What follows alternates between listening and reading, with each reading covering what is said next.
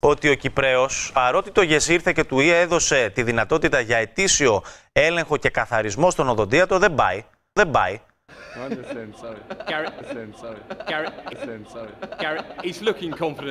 Δεν πάει, ρε παιδί μου, δεν θέλει. Δωρεάν είναι, αλλά δεν πάει. Και έτσι άρχισε να καλπάζει η Ιουλίτιδα και η περιοδοντίτιδα. Περιοδοντίτιδα, αν τα λέω σωστά, γιατρέ. Όντως, ο Κύπριος πολίτης δεν επισκέπτεται τον οδοντίατρο για τον καθαρισμό του.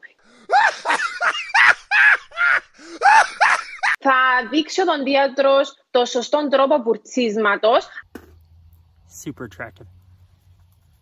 Ο οδοντίατρος είναι ο γιατρός που θα βρει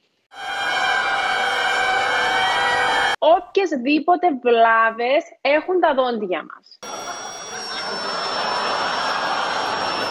Λοιπόν, καταρχήν θέλω να σου πω ακόμη ένα στατιστικό στοιχείο. 4 δισεκατομμύρια ανθρώποι, δηλαδή το θέμα δεν είναι μόνο στους Κύπριους πολίτες, έχουν ουλίτιδα. Και έτσι άρχισε να καλπάζει η Ιουλίτιδα.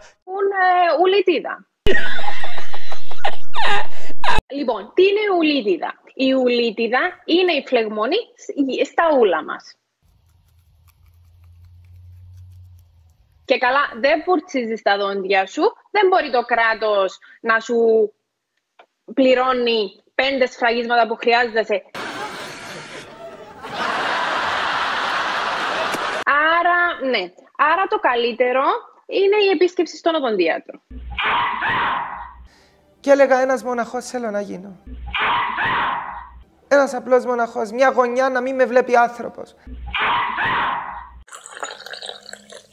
Να μισώσει, δεν ξέρετε τι θα γινώσει, να μισώσει.